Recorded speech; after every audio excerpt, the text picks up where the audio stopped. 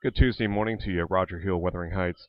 We're looking at a batch of moisture that has worked across. This has had a history of producing severe weather off to the west across much of the country, the northern tier from the Dakotas yesterday morning. And this is in the process of weakening and with any aspects, mainly lightning, sliding into the southern counties this morning. I'm not expecting any severe issues or any strong thunderstorms up until probably around 10, 11 o'clock this late morning. And as we get into the afternoon, roughly about midday and into the early to mid-afternoon, I'm expecting regeneration of showers and thunderstorms with the strongest storms across portions of the eastern portions of the Northeast Kingdom, perhaps into Caledonia, Washington, as well as Orange and Rutland counties, maybe Addison County, but points generally south and east. And I think the biggest target area, focus area for utilities is going to be in the southeastern counties of southern Vermont and along the Connecticut River.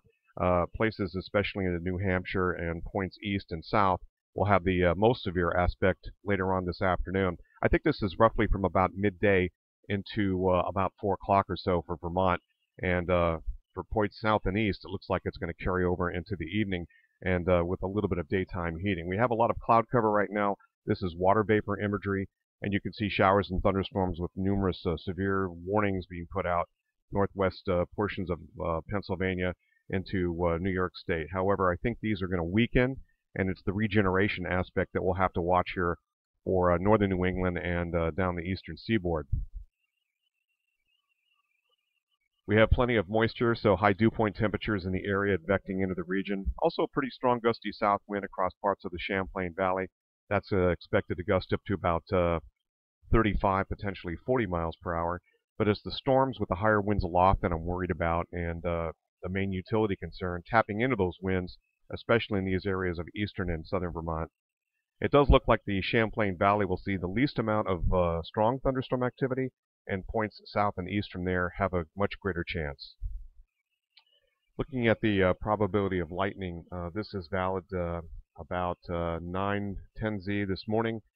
That's roughly about 6 o'clock, and we can see the lightning aspects in the yellows and reds here starting to diminish, but then pulling into southern Vermont.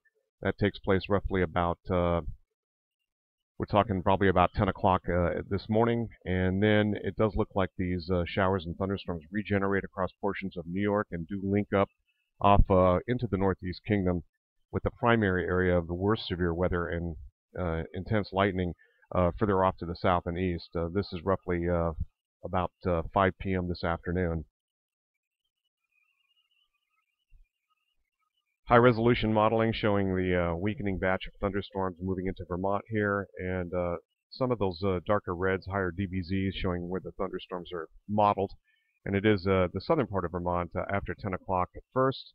There's other indications that northern Vermont, the St. Lawrence River Valley, this particular area here, could also get sideswiped. And then that first batch moves east, some regeneration, although this particular model is not confident on very strong thunderstorms. You can see much of that across the St. Lawrence River Valley. I'm expecting this to extend southwestward. These are the winds aloft or bulk shear, and roughly anywhere about 15 knots here to start out this overnight period into the early morning hours. And then things pick up very intensely here with stronger bulk shear up to around 45 to 50 knots, and that is more than sufficient to try to translate some wind damage down to the surface with these stronger thunderstorms as they roll on through. This does peak out roughly about 2 o'clock in the afternoon, and it does fall off as the strongest bulk shear works off to the east of our region later in the afternoon.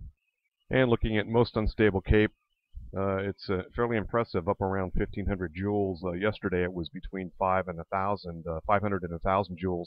So this is definitely upticked, and we have sufficient moisture and a lot of parameters coming together for a day that could be relatively scattered in nature for tree limb damage. Roger Hill, Wuthering Heights.